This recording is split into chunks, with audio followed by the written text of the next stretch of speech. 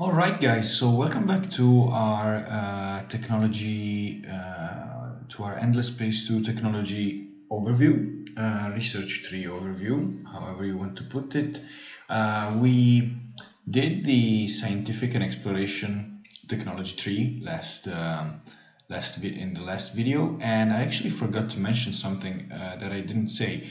Every time you see these blue lines that connect different technologies from one stage to another, it basically means that once you researched, let's say, for example, eukaryotic sap, you will have a bonus in terms of science production reduction towards the connected further technologies. So didn't say that. So for example, by researching this, you'll get a discount on wave function control, but not on compact warp methods because it is not connected. So just as an important other aspect that I did not mention. And in this video, we are going to look at the economy and trade quadrant. Now, this particular quadrant focuses mainly on the, from a very basic point of view, it's the quadrant that lets you exploit the strategic resources. So there are 6 strategic resources in the game, which are titanium, hyperium, adamantium, antimatter, orichalcix or orichalcix, I don't know how to say it, and quadrinix. So you may think of these as resources that mainly let you construct buildings and are mainly used for the war modules, weapon modules that you install on your ship, because depending on the strategic resource that you use, they are going to be projectile or energy related. But there are another plethora of ways to use strategic resources. And also, on a side note, the vaulters can use strategic resources to upgrade their systems, and they are not limited only by the luxury resources. They can actually also use strategic resources to upgrade their systems, which grants them some pretty cool bonuses. Obviously, it's a quadrant that focuses on dust production for the economy, and trade in the sense that it has the technologies that grant you the construction of trade company headquarters and subsidiaries. So let's get it. Let's start. The first 2 technologies are the one that allow the exploitation of titanium and hyperium, and in particular one of them, which is the one we are going to start, has what I believe is the most powerful early game building in the game, which is the xeno-industrial infrastructure. The technology is xenolinguistics, and as I was saying, it grants the system improvement of xeno-industrial infrastructure, which lets you have on your system on which you build it a whopping plus 10 production per fertile, per planet, and per temperate. So just do the math by yourself. Imagine a system of 4 planets which are composed by now, matter of fact, most of the time temperate planets are also fertile, so it's a huge bonus to industry, and is in the 99% of cases the building that you want to build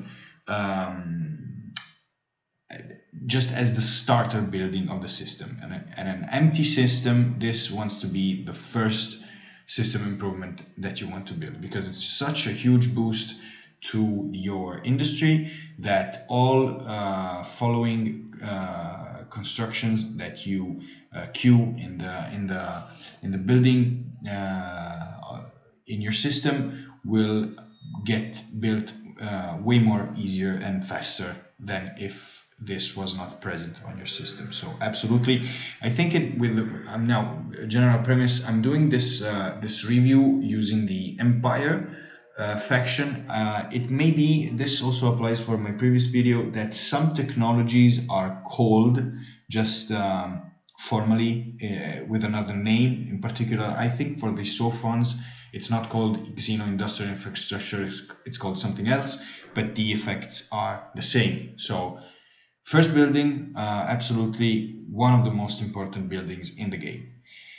And as I was saying, it allows the exploitation of titanium. Now, titanium, yeah, you may have titanium on one of your systems and on one of your planets, and as long as it remains a little bit grayed out, it means that even though there is population on the system, you still do not possess the ability to exploit it. And as soon as you research this this technology, you can get to exploit titanium. Same thing applies here for Hyperium in the plasma metallurgy technology. Another very important building for production industry purposes is the Interplanetary Transport Network. +3 production per population per planets with strategic deposits on planets, and a +1 industry per population on planet in general. So another quite useful system improvement on your system. For me, there's no match. The Xeno Industrial beats it, but nonetheless a very strong boost as long as you have, of course, strategic deposits on your planets, on your system. Since I didn't mention it in the previous video, and we were talking about luxury resources mainly in the science and exploration quadrant, and here we're talking about strategics. Now, one thing that must be mentioned is that possessing a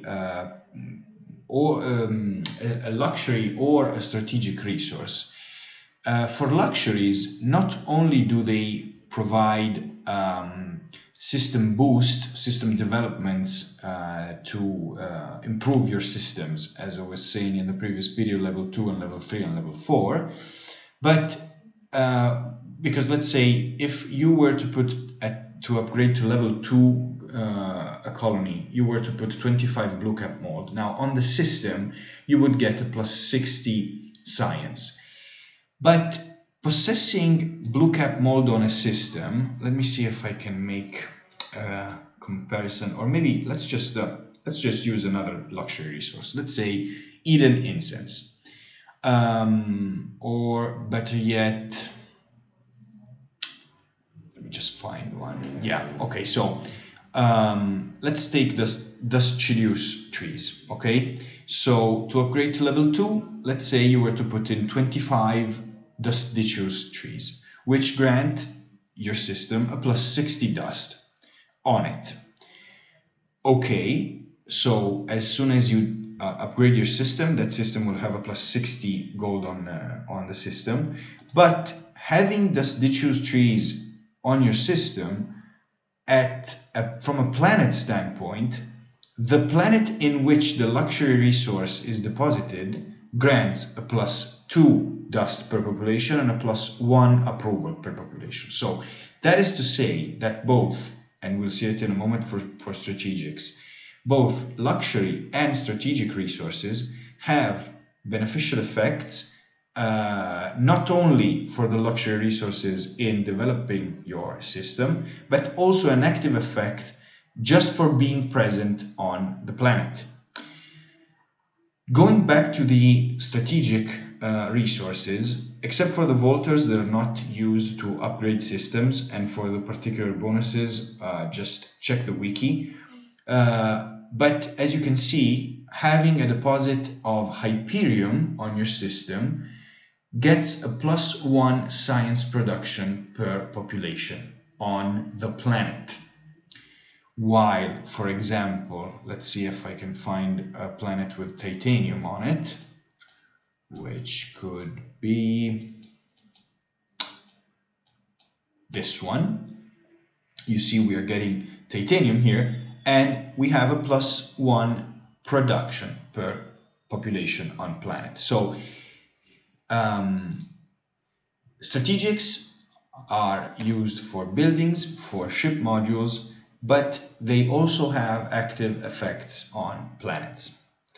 So these were the first two economy and trade basic technologies that once you unlock titanium and Hyperium, you basically have from an early to mid-game a solid way to produce the weapon and support ship modules that would grant you to attack or to defend from aggressors during the early stages, let's say, of the game. Moving to branch 2. First of all, starting from up here, we have a behemoth themed technology. It's Behemoth Exploitation 1, and it grants the Fast Miner 1 support module, which basically lets you mine planets, launches a mining probe on a planet to exploit all the resource deposits for which you have the technology. So building your behemoths, if you are revolving around them for your economy, this would grant you the ability to extract resources directly from the planets that possess strategics on them.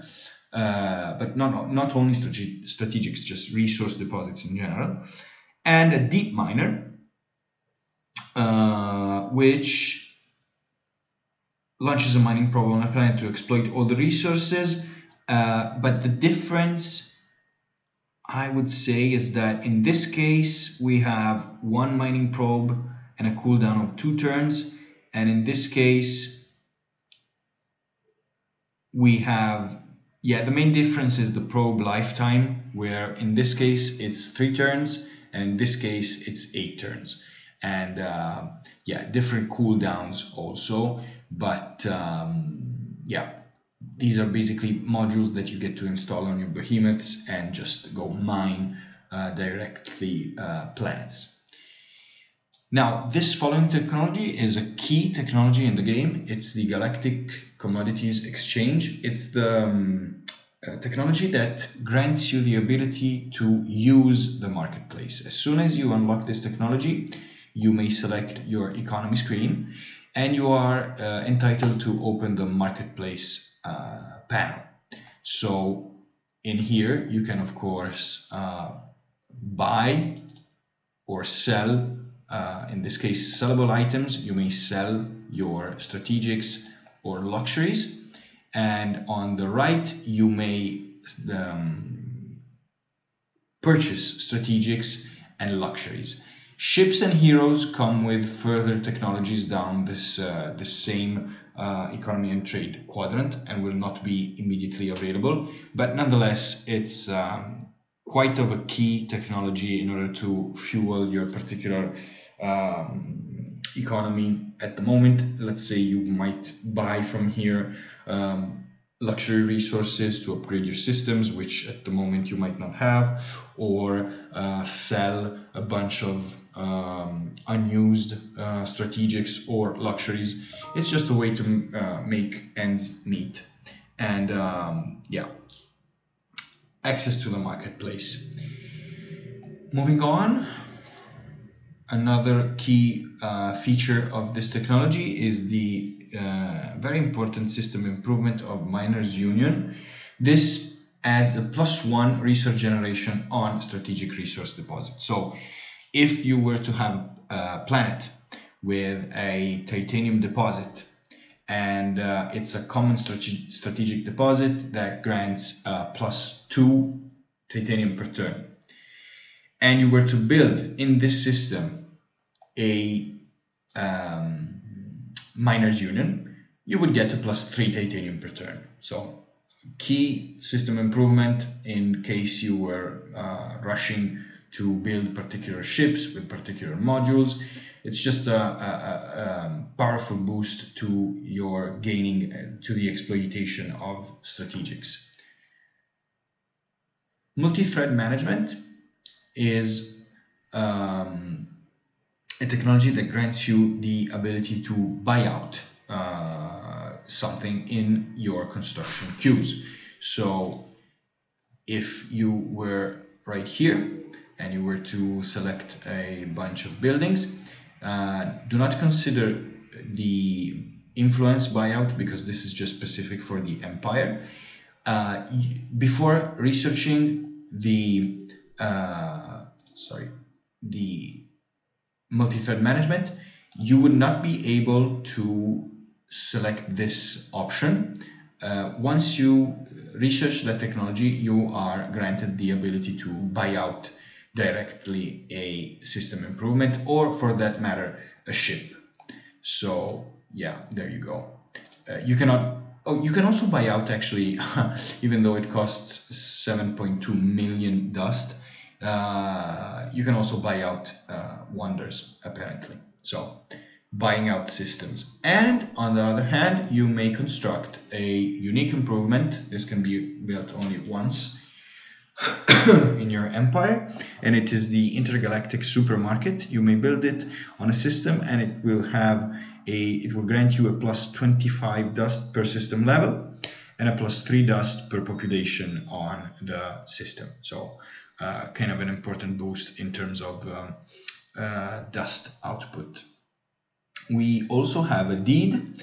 In this case, it was won by the Cravers. The Cravers actually, on endless difficulty, always win this particular deed. The first, you must be the first faction to produce 10 dust in a single star system. I don't know why, I don't know how. I have all my factions color coded, so I know for sure, for a fact, that it's always the Cravers winning it. But yeah, there you go. If you're the first to produce 100 dust in a single star system, you win this deed. And cannot really remember what the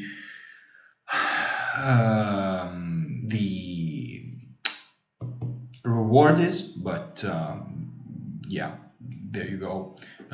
Probably some resources, I would guess. Another key technology in this quadrant is the astrofinance, because it is the first, it grants you the real first economic dust producing system improvement of your game. These are the xenotourism agencies, +3 dust per population per planets with luxury deposits on the planet, and a +1 dust per population on planet. So usually the right building. Don't forget, we're at the start almost of the game. So since we talked yesterday about the science and exploration quadrant, let's say you were unsure on where to go depending on the victory type that you want to consider or your current strategy. You have just begun and you have just unlocked maybe the public-private partnerships, and you happened to have unlocked the xenotourism agencies. Both cost quite the same amount of industry to produce. So depending if you wish to go for more dust, you would build the xenotourism agencies, and if you were to going on the scientific route, you would build the public-private partnerships. So yeah, kind of a cool, very early game dust producing building. And you get the planetary specialization of the colonial exchange. You can specialize your planet by making a planet produce +1 dust per population on sterile planets and a +1 gold dust per population in general. So planetary specializations, of course, are toggleable from this button, and you get to choose which one you want, depending on which one you have researched. Last tier 2 technology is atmospheric filtration. You may build the luxuries lottery. It's a +5 approval per luxury deposit, a strong system improvement. The more luxuries you have in a system, the more that system would be happy, basically. And on the other hand, you may colonize ash planets. Let's not forget that the main majority of colonization options are located on the scientific branch of your technology tree, but also some are at the limit of the scientific exploration tree, both in the economy and trade and in the empire and development, which we'll see another time. So by researching atmospheric filtration, you get to colonize ash planets. Terrible planets. At the start of a game, the base turns that are required to colonize an ash planet, I think, is something like 60 turns, or maybe that's barren planets, but it's something extraordinarily long. But nonetheless, you might need an ash planet for a particular resource or anything. So still more population to put on a system. Once you researched enough technologies to get to stage 3, a very important thing happens, and that is the fact that you may now develop your star systems. As I was saying, star systems may be developed by using, on the economy screen, on the trade and resources panel, you may upgrade your systems by introducing, toggling a certain luxury resource to make that system have a boost. The main effect of developing a system is the fact that depending on the luxury resource that you choose, your system will benefit from it. And on the other hand, your system is granted a spaceport. And a spaceport is basically this zone right here on your system view. It allows you to select population from planets,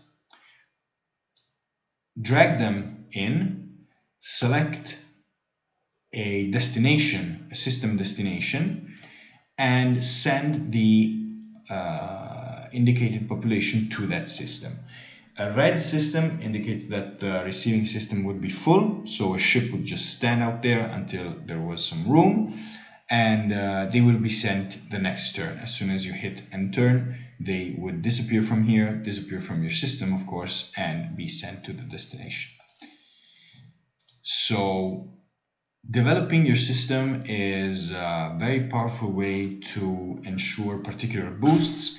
And on the other hand, the main goal, at least in my playstyles, but I would say in the majority of cases, is that once you hit the level 4 modernization, not only depending on your luxuries, you get huge bonuses for having them and for using them to develop your system. But on the other hand, a very fundamental technology is unlocked, which is not on this quadrant, but is actually located on the Empire Development quadrant. But let's just jump right into it to show you. It's called the Cultural Invertex technology, and it grants you the system improvement, the key system improvement called autonomous administration. And what this does, it costs a certain amount of industry and 1,000 influence.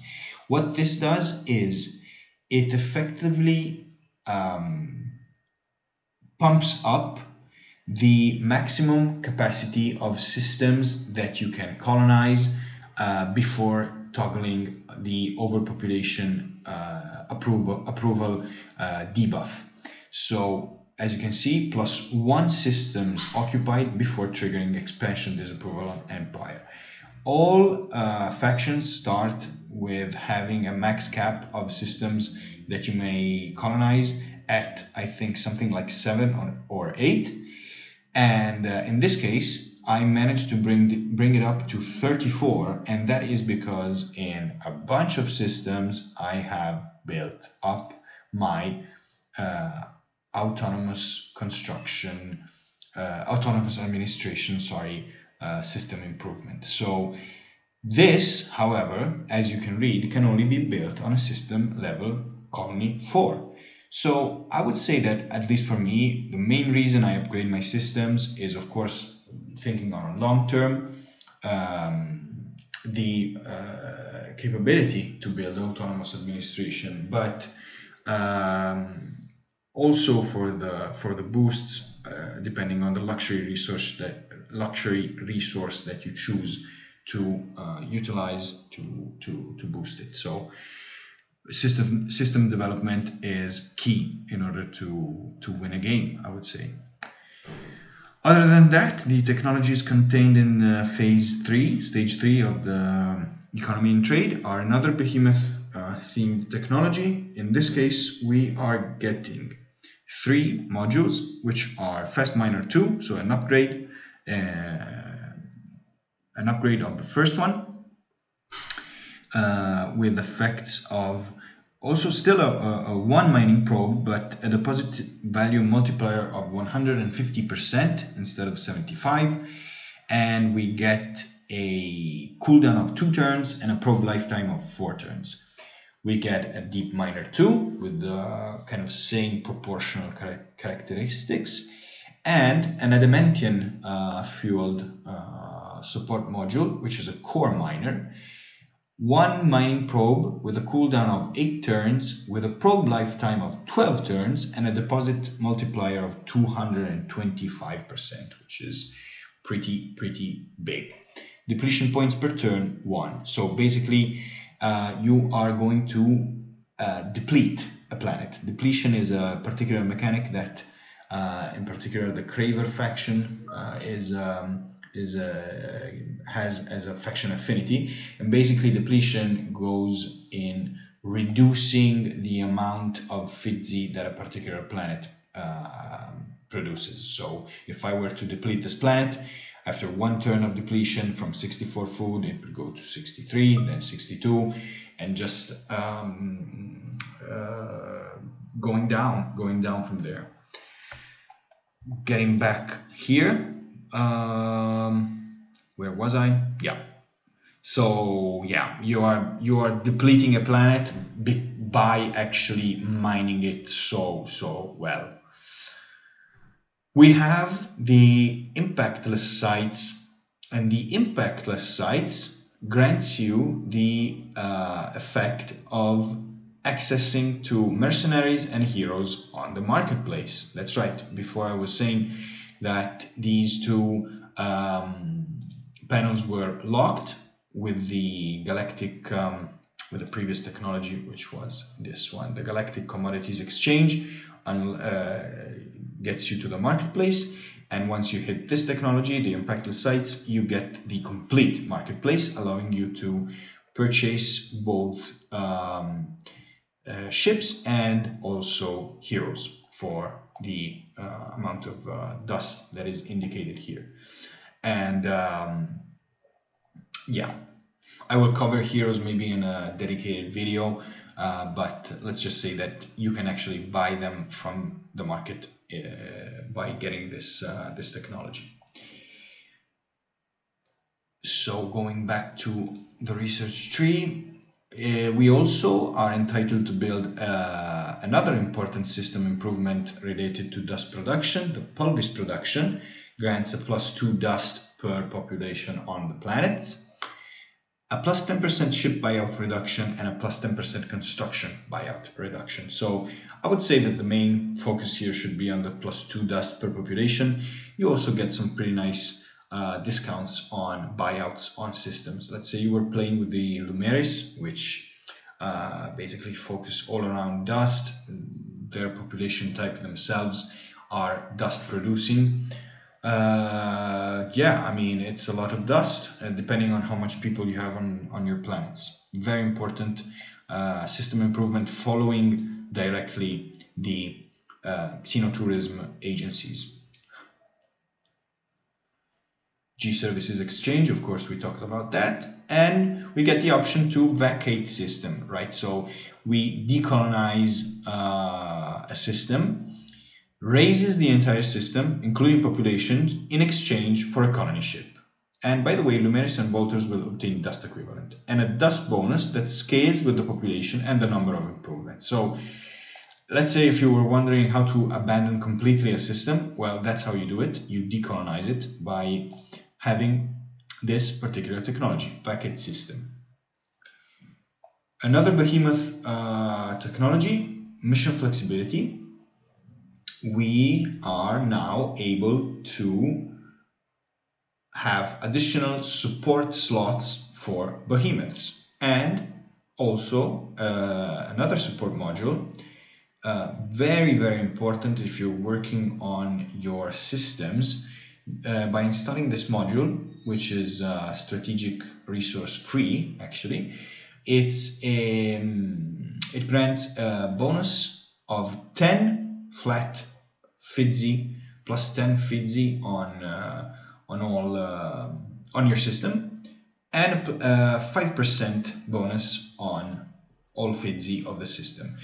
I think though that in this image there is no influence affected by these modules, so it's FIDS technically. Food, industry, dust, and science. No influence, but nonetheless pretty powerful module. Moving on to neural robotics, we have the predictive logistics. Huge bonuses to industry. Plus 20 industry per planet is quite a big deal. You can boost your industry by building this. It costs 5 titanium, but it's completely worth. And by this point, you're stage 3. You should have the ability rather to have a lot of titanium because you were exploiting it from stage 1, or the amount of resources and or dust to buy out, to buy from the marketplace titanium. So really recommended building right here. You get the planetary specialization for industry, so +1 industry per population on hot planet, and a +1 industry in general.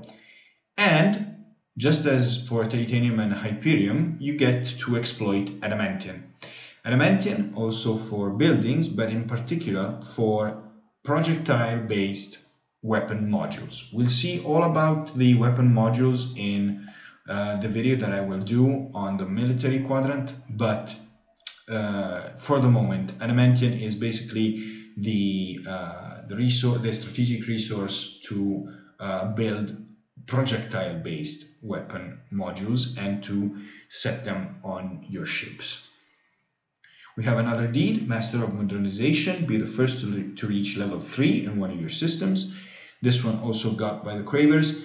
Not that difficult if you're kind of steamrolling through luxuries and dust, but yeah, it would grant some sort of reward. Unfortunately, it has already been won by the Cravers, so can't really say much about the reward.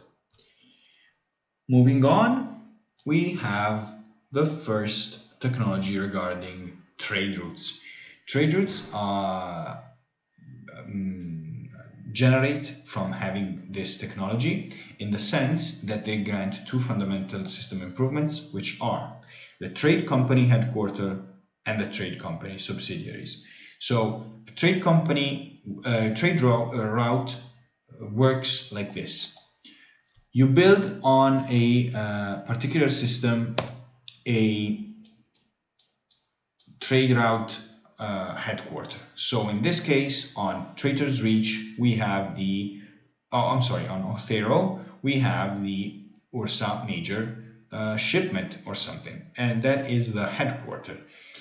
And if you notice right here, there is no particular effect given to the building of just a simple trade company headquarters. And for that matter, there is no particular effect also for a trade company. Once you build a subsidiary, once you get to build your trade company headquarters, you choose another system, and the more nodes a trade route goes through, the more dust income you will have, and you build a trade company subsidiary. So, as indicated right here, this subsidiary will open up a new trade route between this system and the company headquarters, plus all other star systems with a subsidiary. So, yeah, once you build both a trade company headquarters and a trade company subsidiary, you will see that in the economy and economy screen on the trade and resources panel, you will see the panel regarding that particular trade company, the Ursa Major Shipping. I am currently at experience level, I would say 18, and this trading company produces me on a turn-based, every turn, 2,243 dust, 305 science, and a bunch of other luxury resources. Currently, we have 5 trade routes active on this for this particular trading company. None of them are blockaded, and none of them are disabled. There are 2 types of, let's say, ships that you don't actually see on the galaxy map, the ships that move around, but nonetheless, these are ways to distinguish what a trade route can produce for you. So bullion freighters increase dust and science income. So if I were to click here, you would see that both dust and science are hired up, and luxury freighters increase luxury and science income. So there you go. Both increase science, but one focuses on the dust and the other one focuses on the luxury resources income. So very powerful tool to sustain your economy, sustain your dust income, sustain your luxury resource production. Mainly the luxury resources come from your systems, but nonetheless this is another very effective way of obtaining them to round up, let's say, the numbers. And getting back here, so that is it for the commercial frameworks.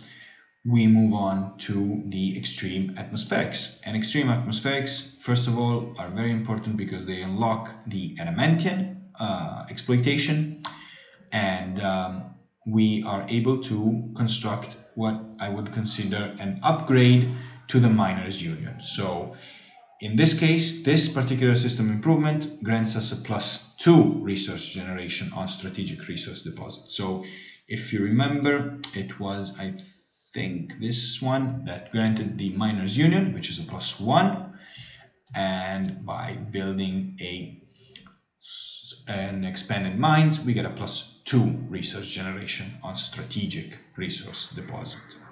We are also able to colonize gas giants by unlocking this technology. We get a +1 population slot on gas and +1 population slot on huge gas. And you can, of course, colonize them. Last 2 technologies.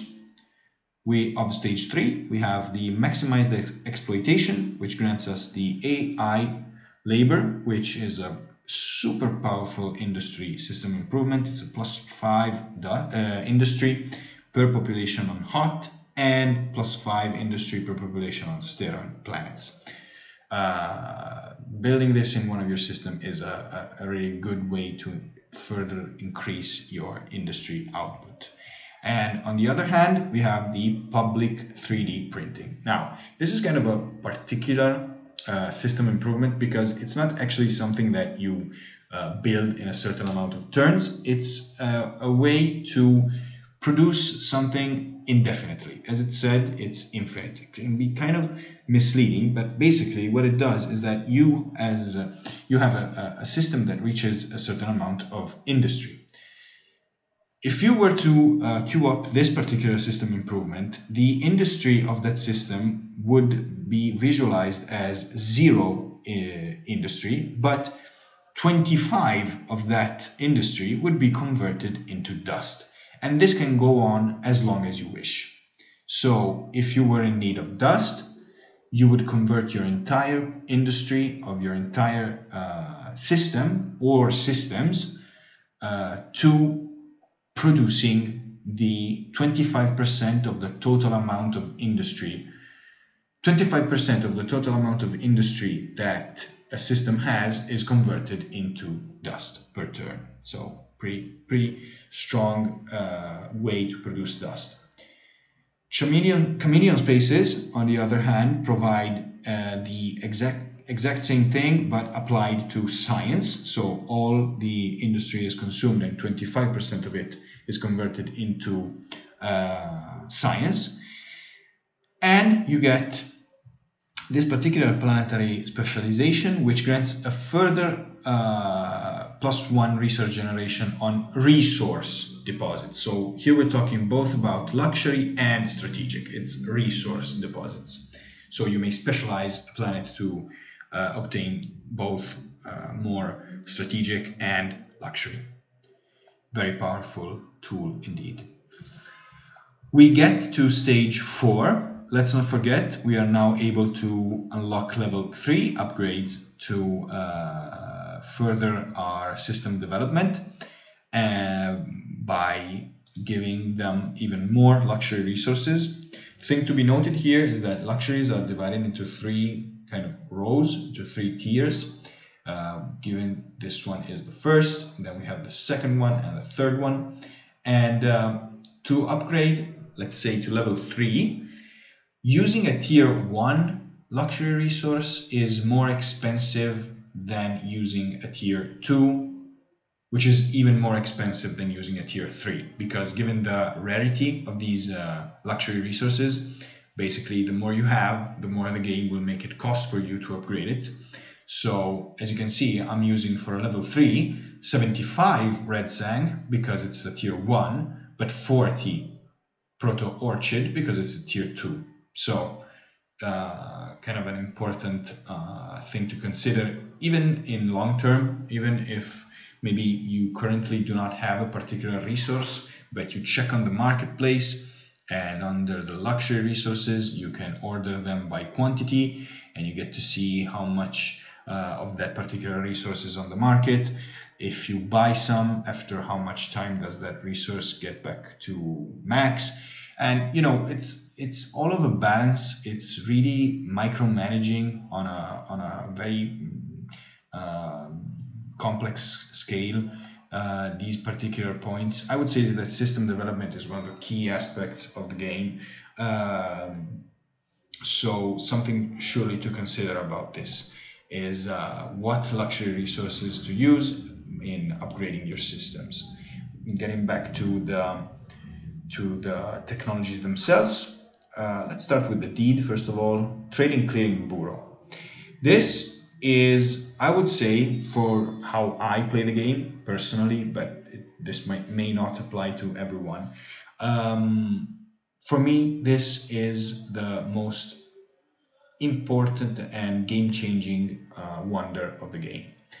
What this does, basically, notice the cost. First of all, it's 60 adamantium and 60 antimatter, so that's quite a bit. Even when you get to this point, you may have those kind of numbers, but it's not that certain that you would have it. It's a lot of resources. You were maybe putting out ships and building other improvements, so it takes kind of a while to get here. But what this does, let's see the effects. Okay, so it's plus 50 dust, cool.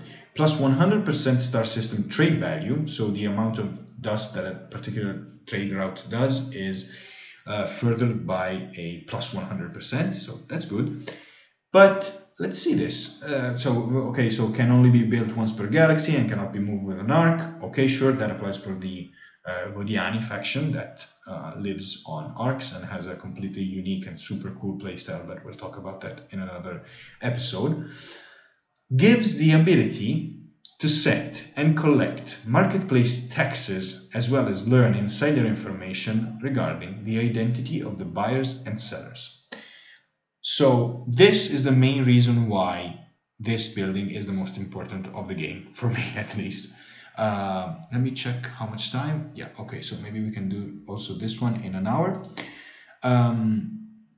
Gives the ability to set and collect taxes. So every turn on the marketplace, all players buy and sell something.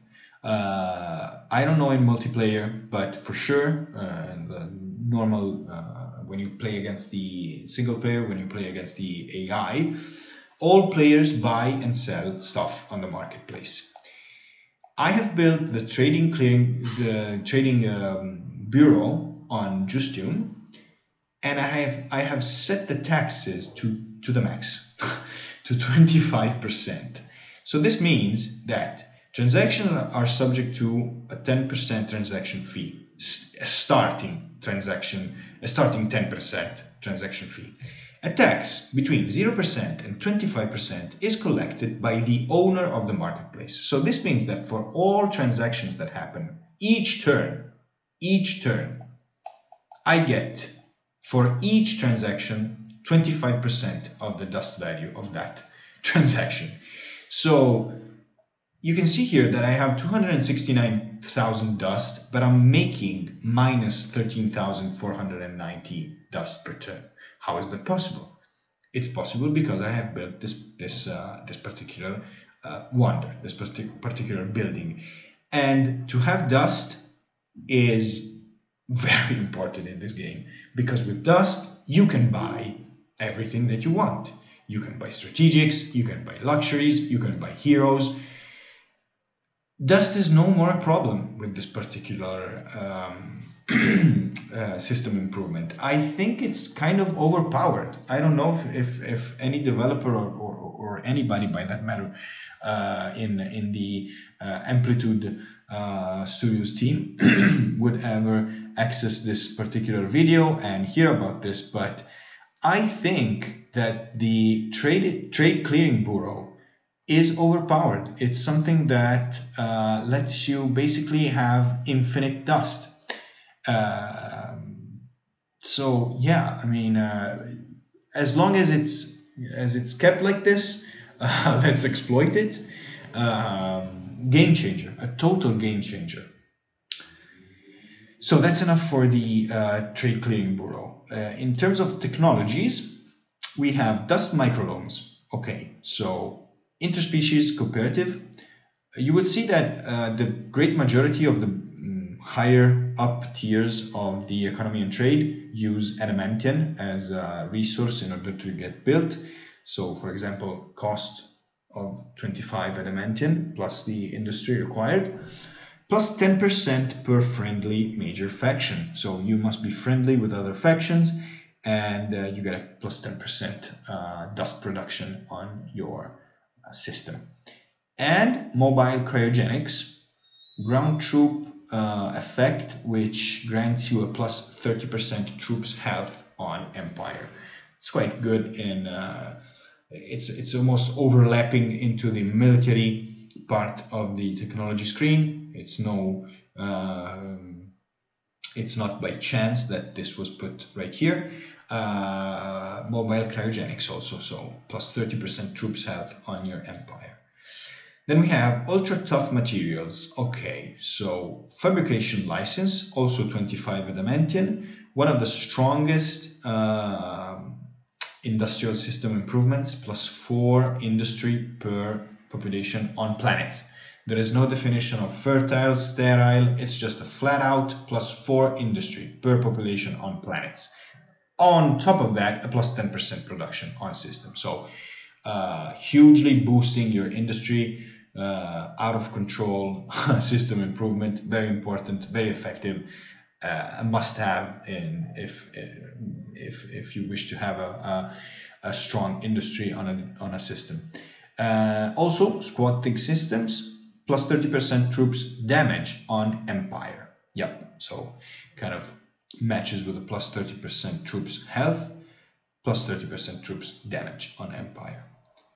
Then we have the quantized economics, careful sweeping, atemporal finance. Yeah, careful sweeping, another 25 adamantium system improvement, plus 25 dust, not percent, plus 25 dust per system level. Level 4 would mean plus 100 dust per on your system. That is quite good. It's a very powerful system improvement. And also a temporal finance, it's an upgrade to the previous planetary specialization to produce more dust. It goes to plus 2 dust per population on sterile and plus 2 dust per population in general. Here we have crust engineering. Yeah, another key technology because it lets us exploit Ori chalkix. Oh, and by the way, turning back to the tier 3. Sorry, I forgot to mention.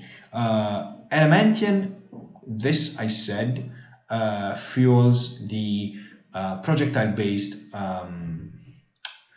weapon modules, while the antimatter fuels energy-based weapon modules, just as previously Hyperion fuels energy-based weapon modules and titanium the projectile ones. Now, getting back to the Orichalkix or Orichalkix, on top of granting you the ability of building particular system improvements, this fuels the last tier of projectile based weapon modules and grants you the ultimate planetary specialization in regards to industry. That's a plus 2 industry per population on hot and a plus 2 industry per population in general. The deed, yeah, that we did see. Here we have the Galactic Security Charter. It mainly used to have a plus 2 trading subsidiaries on your empire. Also, another important building that is strategic resource that does not require any strategic resource to build, but is nonetheless very powerful. It's a plus 25% star system trade value for the solar security operations base as a system improvement. So very, very important building. Here we can exploit Quadrinix. Quadrinix fuels the last tier of energy-based weapon modules, and we get the microwave pipes, hugely improving all FIDSI for your systems. It's a plus 2 per population of all FIDSI. It's 10 adamantium and 10 antimatter per turn. Hope you get to the point of having enough of those, because by the time you can build this, you want to build it. It's a flat out improvement on all FIDSI in your systems. Very powerful. For the first time, we encounter a couple of technologies from which you may choose only one. In this case, we have, first of all, this is what this sign is about. So you see that choosing this one grays out the other one. Mineral manipulation. So we can construct the Xiyun cartel, plus 5 approval per trading company on the empire, and plus 25% star system trade value. Kind of a good trade value boost via this system improvement. We have the Borers Guild Bors, plus 5 dust per population on sterile system, and another plus 25% star system trade value, and a sleeper identification effect, which I actually never really noticed because I'm not that huge of a fan in terms of hacking, but nonetheless unlocks the sleeper identification system action. So reveal sleepers on the system for a few turns. Yeah, so if I were to look into this system, I would be able to click on this particular button, which reveals sleepers in the system for 5 turns. And as soon as I reveal them, I may reverse them every 5 turns. Let's click it. Let's see if we have some sleepers in here. No sleepers. Let's see if we can find one. Here. No sleepers, no sleepers. Let's try a last one. I just wanted to show you the image of what a sleeper is like. Nope, nope, nope. Okay, well, nonetheless, you would see a red eye just shaped like this on top of one of your populations. That population unit would be a sleeper, which means that an enemy has introduced via hacking, aggressive hacking, a sleeper into your system. And this would grant him the visibility of your system, of the construction queue, of the hangar, and if further out, even some bonuses in terms of dust and science and just stealing resources from you. So it's a very nasty thing to have, and this technology gets you to get rid of them completely. Well, this other technology, the optimized logistics, grants you the adaptive taxation systems. That's +4 per population on fertile and +4 dust per population on temperate. Very powerful. I usually, during my last playthroughs, I go with this one. I find it more powerful actually than the mineral manipulation. We have the smart tax collection, 25 adamantium for having a system effect of +25% dust production. Pretty good. And also another hacking operation, sleeper cull. Unlock the sleeper cull system action, eliminate all sleepers on the system. So in here you can reveal them, and in here you can eliminate them directly. So let's see if, I don't know, let's try here. See if I can identify a sleeper. Nope. But basically, once you identify one, you are granted the option to eliminate it, I think. I'm really curious. Here we are. Look, this is a sleeper. This population is a sleeper. They provide their owner with vision over the system, knowledge of the contents of the construction queue and hangar, and economic bonuses.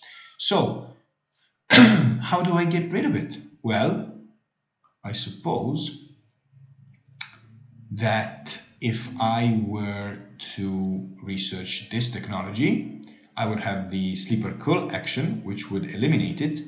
In this case, I must actually choose the sleeper reintegration. So for a -25% approval on the system, I would get to remove basically the sleeper. So it would take 5 turns, and after 5 turns, this population would still be here, but it would not be a sleeper anymore. So that is how sleepers kind of work. Moving back, we are done with tier 4, and we are at the final one. Finally, we get to the level 4 system improvement. So just as a reference, we are here. This time we need 3 different types of luxury resources, and by choosing last tier, 3rd tier luxury resources, you see we get 30. If we were to put in a tier 1, I believe it would cost us 125. So that's it. And as you can see, it's 30 protospores, 30 meta and toctogen, which is here, and mercurite, which is right here. So it's food, science, and influence on systems, which is kind of really good. Actually, I was kind of lucky to have all these resources in my empire.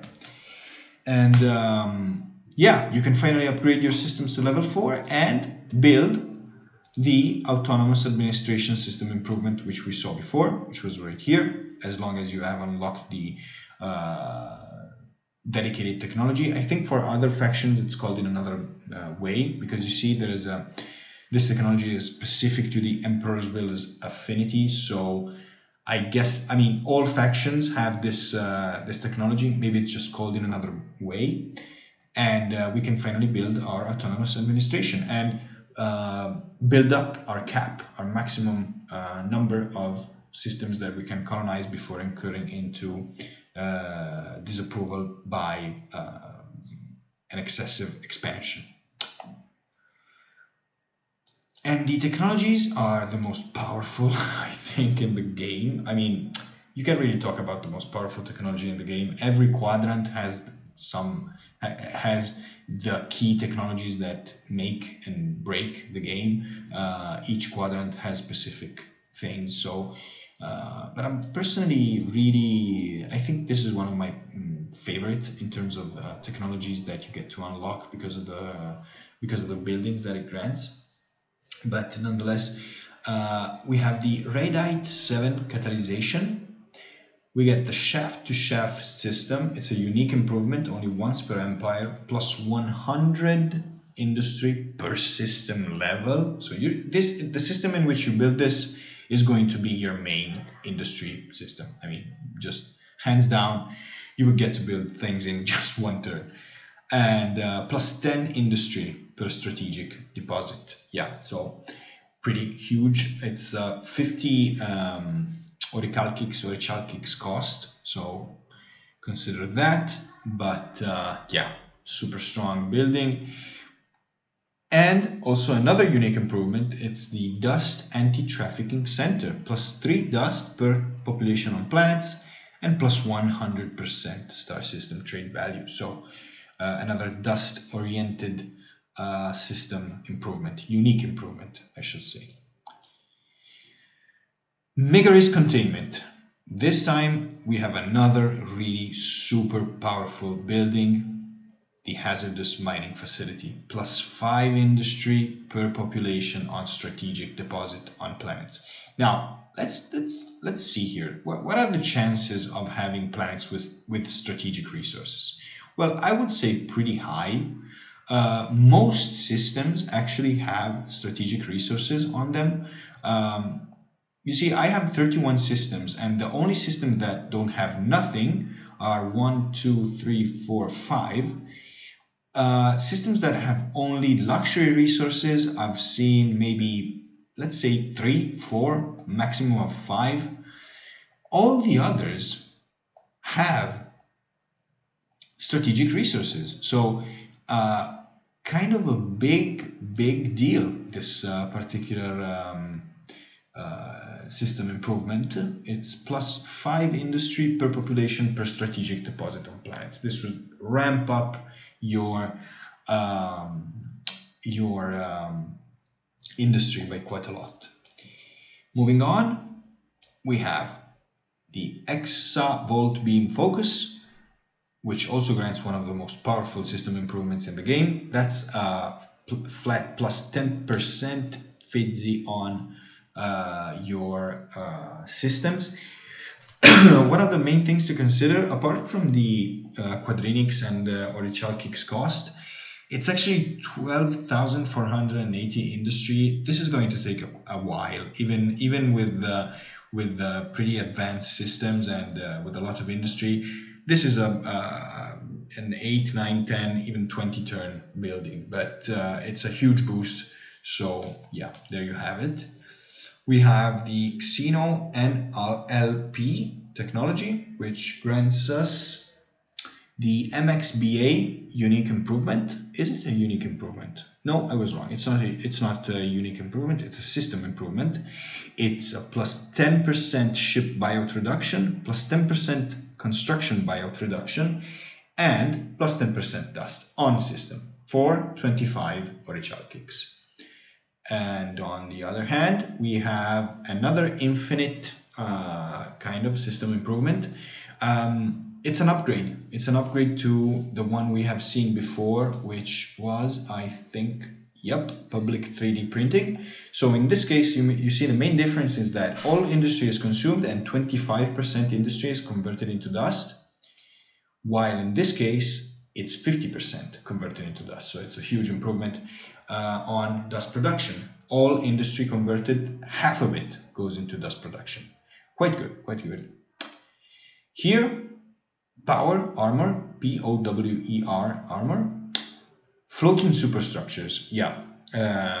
More population on gas planets. So +2 on huge, +1 on gas, and +1 on large. Yeah, so very food-oriented, population-oriented improvement. It's an empire improvement. So as soon as you hit this technology, you get more population on your gas planets. And another super cool system improvement. This is the mech suit quarter. It gives you +2 resource generation on strategic resource deposit. So just completely exploiting out of the roof all of your strategic resources.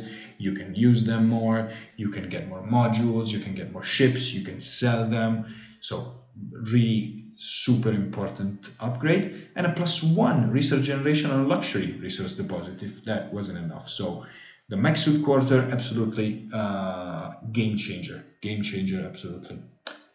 Last but not least, the autonomous mining. So an upgrade in terms of planetary specialization. In this case, we have a +2 resource generation on resource deposit, opposed to the Slag and Sludge Center, which was +1 research generation, and the Urgent AI research, which is another infinite system improvement, another upgrade from the Planet Cracker Factory Lab. In this case, we had 25% of industry converted into science, and in this case, it's 50. So big boosts to science per turn, basically. Science produced on your empire. So this was the empire, economy, and trade technology quadrant in Endless Space 2. I hope you liked it, and we will follow up, I think, with the military one. So we will get into command points and weapon modules, defense modules, the different troops that you have, and so on and so forth. So thank you all, and bye-bye.